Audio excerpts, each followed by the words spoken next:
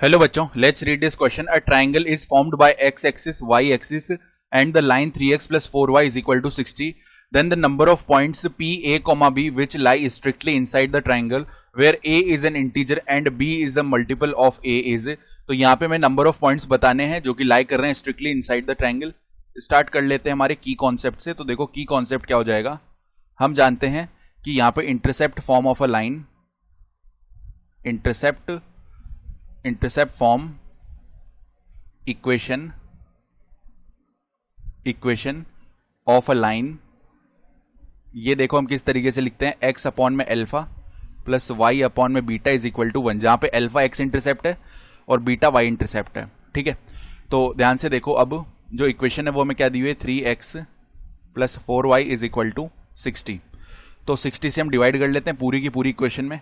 हमें मिल जाएगा 3x upon में 60 प्लस में 4y अपॉन में 60 इज इक्वल टू 1. तो देखो इधर से x अपॉन में ये हो गया अपॉन में 20. ठीक है, और प्लस में कितना आ जाएगा, y अपॉन में 15 दैट इज इक्वल टू 1. यानी कि अगर इसको हम y एक्सिस बोल दें, यहाँ पे अगर हम x एक्सिस बोल दें तो y एक्सिस पे कितना जा रहा है, ये 0,15 तक, x एक्सिस पे 20,0. ये हमारी इस तरीके से लाइन आने वाली है ये. ठीक है, तो हमारी ये ट्रायंगल ये बन रहा है क्योंकि ये y एक्सिस है, ये x एक्सिस है और ये हमारी लाइन हो गई. तो अगर हम ट्रायंगल बोलना चाहें तो OAB, ये जो ट्रायंगल है OAB बन रहा है.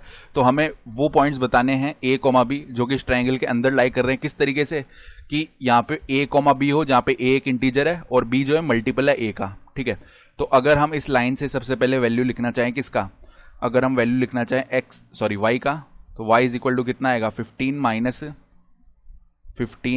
माइनस में बोल सकते हैं इसको. देखो y लिख रहे हैं ना, तो 60 माइनस 3x अपॉन 4 आएगा, जिसको 15 माइनस में 3x अपॉन में कितना लिख सकते हैं, 15 माइनस 3x अपॉन 4 ऐसे लिखा जा सकता है. ठीक है, तो अब अगर देखो हम x का वैल्यू रखते हैं 1, x इज इक्वल टू 1 रखा हमने. हम एक एक करके पॉइंट्स काउंट करेंगे. ठीक है, तो पहला केस ले रहे हैं, x इज इक्वल टू 1 रख रहे हैं. तो जैसे यहाँ पे x इज इक्वल टू 1 रखा तो y का वैल्यू कितना आएगा, y is equal to 15 minus 3 upon 4 जो कि 14 पॉइंट समथिंग आ जाएगा. ठीक है, तो 14 पॉइंट समथिंग आ रहा होगा, ये 14 पॉइंट कुछ आ रहा होगा. यानी कि बोल सकते हैं जैसे ही हम यहाँ पे 1,0 पे जा रहे हैं, ठीक है, यानी x इज इक्वल टू 1 रख रहे हैं तो इसका वैल्यू 14 पॉइंट कुछ आ रहा है. ठीक है, यानी कि ये वैल्यू यहाँ से आ रहा होगा ऐसे. तो अब हम देखते हैं कि यहाँ पे अगर इसके अंदर लाना है हमें तो हम क्या क्या पॉइंट रख पाएंगे. ठीक है, क्योंकि एक तो हम देखो 1,1 रख सकते हैं, 1,1 यहाँ कहीं पे आ रहा होगा. ठीक है, वो रख सकते हैं. फिर 1,2 भी रख पाएंगे, 1,3 भी रख पाएंगे. ऐसे करते करते हम 1,14 तक सारे रख सकते हैं, क्योंकि 14 से ज़्यादा आ रहा है ना, क्योंकि 14 से ज़्यादा आ रहा है तब इस पे जाके लाई कर रहा है. ठीक है, हमें इसके अंदर चाहिए तो 14 तक तो हम जा ही सकते हैं. तो देखो यहाँ से कौन कौन से पॉइंट्स आ जाएंगे, एक तो 1,1, फिर उसके बाद में 1,2, 1,3, 1,4, फिर 1,5, फिर 1,6, 1,7, 1,8, ठीक है, 1,9, 1,10, 1,11, 1,12, 1,13, 1,14. फिर अब 14 से आगे नहीं जा सकते. ये बात समझ में आ गई. तो ये कुल मिला के कितने पॉइंट्स आए, 14 पॉइंट्स आ गए. ये तो पहले केस से हमें ऑब्टेन हुए. सेकंड केस जब हम x इज इक्वल टू 2 रख देंगे तो x इज इक्वल टू 2 रखने पे y का वैल्यू आएगा 15 माइनस में कितना, 3 मल्टीप्लाई में 2/4, 3 मल्टीप्लाई में 2/4 दैट इज इक्वल टू यहाँ पे 15 माइनस 3/2. ठीक है, तो ये वैल्यू आ जाएगा हमारा कितना, 13.5. ठीक है, ये वैल्यू बन जाएगा ना. अब 13.5 है, इसका मतलब हम 13 तक जा सकते हैं. लेकिन एक बात नोट करो, हमें बोला है a इंटीजर है और b मल्टीपल ऑफ a है. तो यहाँ पे हमने सारे कैसे कंसीडर कर लिए, क्योंकि 1 के तो सारे मल्टीपल हो ही जाएंगे. ठीक है, 1 से लेके 14 तक सारे मल्टीपल ही है, तो ये हमने कंसीडर कर लिया. लेकिन यहाँ पे थोड़ा केस डिफरेंट होगा. हम पहले तो 2,2 रख सकते हैं क्योंकि 2 का ही मल्टीपल है, तो ये पॉइंट अलाउड है. फिर 2,4 भी रख सकते हैं, फिर 2,6 भी रख सकते हैं, 2,8 भी रख सकते हैं, 2,10 भी रख सकते हैं, 2,12 भी रख सकते हैं. अब इसके आगे तो हम वैसे ही नहीं जा सकते क्योंकि 2,13 तो रख नहीं सकते, क्योंकि 13 जो है मल्टीपल नहीं है 2 का. 2,14 हम वैसे ही नहीं रख सकते क्योंकि 13.5 से आगे हमें जाना ही नहीं है. ठीक है, यहां से कितने पॉइंट्स हुए, 1 2 3 4 5 6, यानी कि 6 पॉइंट्स हो गए. ठीक बात है. फिर थर्ड केस में चल लेते हैं। थर्ड केस में बोल रहा है x इज इक्वल टू 3, तो y का वैल्यू कितना आएगा 15 माइनस 3 मल्टीप्लाई 3 अपॉन 4, यानी आ जाएगा 15 माइनस 9 अपॉन 4। तो 15 माइनस 9/4 का जो वैल्यू है वो कितना आएगा 2.25 समथिंग इतना ही आएगा। ठीक है, तो ये वैल्यू बन रहा है, ये देखो हमारे पास में इतना वैल्यू बन रहा है। तो हम क्या बोल सकते हैं कि 15 माइनस 2.25 इसको जब निकालेंगे तो ये जो वैल्यू है हमारे पास में कितना बन जाएगा, 15 माइनस 2 तो होता है 13, ठीक है, उसमें से 0.25 हटा दिया तो 12 पॉइंट समथिंग आ जाएगा। ठीक है, तो जैसे ही 12 पॉइंट समथिंग आ रहा है तो एक तो पॉइंट रख सकते हैं हम कितना 3,3, फिर 3,6 भी रख सकते हैं, 3,9 भी रख सकते हैं, देन 3,12 भी रख सकते हैं, लेकिन 12 पॉइंट समथिंग आ रहा है, इससे आगे नहीं जा सकते। ठीक है, यानी 4 पॉइंट्स बन जाएंगे हमारे पास। ये बात समझ में आ गई। अब फोर्थ पॉइंट पे आ जाते हैं। x इज इक्वल टू 4 रखेंगे ना जैसे ही, तो यहाँ पे y का वैल्यू क्या आएगा, y का वैल्यू बनेगा 15 माइनस में 3 मल्टीप्लाई 4 अपॉन में 4, डेट इज 15 माइनस 3 यानी कि 12। ठीक बात है।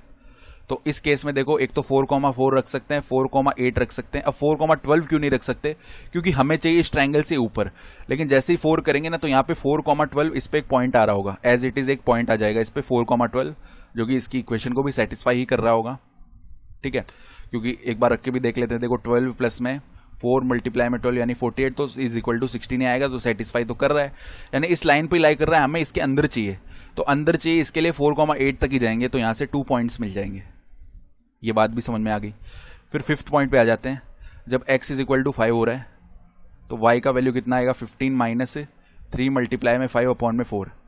ठीक है, तो ये जो वैल्यू है ये हमारे पास कितनी आएगी, 3 मल्टीप्लाई 5 यानी 15 अपॉन में 4, तो 15 माइनस में 4 मल्टीप्लाई 3 कितना होता है 12 होता है, तो डिवाइड ही कर लेते हैं। देखो इधर 15 4 मल्टीप्लाई 3 12 होता है, 3 बच गया, देन पॉइंट लगा, देन यहाँ पे 0 आएगा, 7 यानी कि 28, तो यहाँ पे 2 और 0 यानी कि 5 आ जाएगा, यहाँ पे 20 और ये 0 हो जाएगा, यानी ये 3.75 आ रहा होगा। 3.75 यानी 15 माइनस 3 तो 12 हो गया, यानी ये 11 पॉइंट कुछ आ रहा होगा। ठीक है, 11 पॉइंट समथिंग ये आ ही रहा होगा। जैसे 11 पॉइंट समथिंग आ रहा है तो एक तो हम 5,5 रख देंगे आसानी से, फिर 5,10 रख देंगे, इससे आगे हम जा नहीं सकते, तो केवल 2 पॉइंट्स ही हो जाएंगे। ये बात भी समझ में आ गई। अब 6th पॉइंट पे आ जाते हैं। जब x इज इक्वल टू 6 है तो y is equal to 15 minus 3 multiply में 6/4 है, यहाँ से 3 टाइम्स और ये 2 टाइम्स हो जाएगा। ठीक है, तो 15 माइनस में 9/2, तो इवेंचुअली 15 माइनस 4.5 आ गया। 15 माइनस 4 होता है 11, 11 में से 0.5 और घटा दिया हमने। ठीक है, यानी कि 10 पॉइंट कुछ आने वाला है, 10 पॉइंट समथिंग। जैसे ये 10 पॉइंट समथिंग होना तो एक ही पॉइंट आ जाएगा केवल 6,6। अब जैसे 6,6 आया ना, आगे वाले केस में 7,7 आ जाएगा। ठीक है, और 8th केस में क्या आ जाएगा 8,8 आ जाएगा। अब 9,9 इसमें आ नहीं सकता। क्यों नहीं आ सकता, इसको चेक करेंगे। जैसे x इज इक्वल टू 9 रख रहे हैं, ठीक है, तो ये 8,8 पॉइंट भी आ गया। x इज इक्वल टू 9 रखने पे y का वैल्यू आ जाएगा कितना 15 माइनस 3 मल्टीप्लाई में कितना 9 अपॉन में 4। इसको सॉल्व किया 15 माइनस में यहाँ पे 27 अपॉन में 4 आएगा। ठीक है, तो ये जो वैल्यू है ये क्या आएगा 9 से कम आ जाएगा वैल्यू।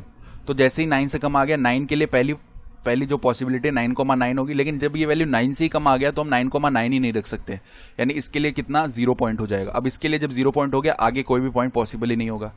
तो देखो टोटल नंबर ऑफ पॉइंट्स लिख लेते हैं। टोटल नंबर ऑफ पॉइंट्स सभी को सम कर लो। Total number of points that will be equal to किसके है, पहले केस में कितने आए थे, पहले केस में 14 देन 6 देन 4, तो 14 प्लस में 6 प्लस 4 यानी कि 10 हो गया, प्लस में देन देखो इधर से 2 4 हो गया, 4 और इधर से कितना आया, इधर से 1 पॉइंट आ रहा है ना, ये भी 1 पॉइंट है, ये भी 1 पॉइंट है, तो 3 हो गए इधर से, 3 और 2 5, 5 और 2 7, तो प्लस में 7, ये कितना बन गया 14 प्लस 10 यानी कि 24, 24 प्लस 7 यानी कि 31। तो रिक्वायर्ड आंसर इस क्वेश्चन के लिए 31 आ जाएगा। I hope you understood this explanation. Best of luck.